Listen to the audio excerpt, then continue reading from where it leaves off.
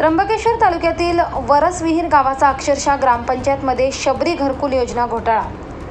त्र्यंबकेश्वर तालुक्यातील वरसविहीर या ग्रामपंचायतमध्ये शबरी घरकुल योजना राबविण्यात आली।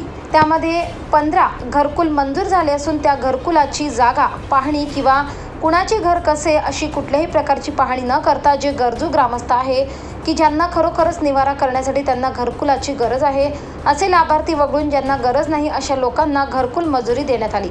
त्याबद्दल नाशिक जिल्हा युवा अध्यक्ष श्री जयवंत भाऊ हागोटे व बुधा भाऊ ढोरे, गोकुळ ढोरे, रामदास शीद, काशीनाथ किलबिले, रमेश सेवरे, समाधान ढोरे, विलास ढोरे, सुभाष ढोरे यांनी सर्वांनी मिळून त्र्यंबकेश्वर पंचायत समितीचे माननीय गटविकास अधिकारी पंचायत समिती त्र्यंबकेश्वर यांना निवेदन देऊन घरकुल विषयी सखोल चौकशी करावी, अन्यथा 2 दिवसात अखिल भारतीय आदिवासी विकास परिषदकडून त्र्यंबकेश्वर पंचायत समिती आवारामध्ये आंदोलन करण्यात येईल।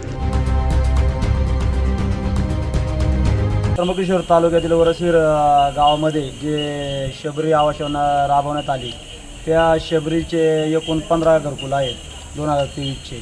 तर आज आम्ही त्र्यंबकेश्वर पंचायत समितीत आलो असता खताळे साहेबांना निवेदन दिलं।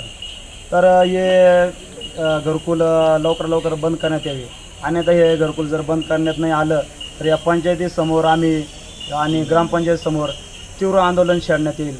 लाभार्थ्यांच्या माध्यमातून तालुक्यातील वरसविहीर ग्रामपंचायतीमध्ये सन 2023-24 या अंतर्गत शबरी आवास योजना हे जे घरकुल होते जे पात्र यादी होती ती नामंजूर करण्यात यावी। कारण ते जे आहेत ग्रामसेवकांनी यांनी जो ठराव मंजूर केलेला आहे तो अपात्र आहे, तो ग्रामसभेत किंवा कोणत्याही सभेमध्ये घेतला गेलेला नाही। त्याच्यामुळे जे वंचित आपले जे खरोखर जे वंचित आहेत, जे आपले जे राहिलेले जे लाभार्थी आहेत ते वंचित राहून गेले, ज्याला खरंच घराची गरज आहे ते लाभार्थी राहून गेलेत आणि जे दुसरे जे त्यांना घरकुल देण्यात आलेले। त्यामुळे आम्ही सर्व ग्रामस्थांच्या वतीने पंचायत समिती त्र्यंबकेश्वर येथे आलो आणि आपल्या यांना निवेदन दिले व्हिडिओ साहेबांना की जे यादी आहे ती नामंजूर करण्यात यावी आणि सध्या तरी ती प्रोसेस स्थगित करण्यात यावी। 24 लाईव्ह महाराष्ट्र न्यूजसाठी रामदास जाधव, त्र्यंबकेश्वर।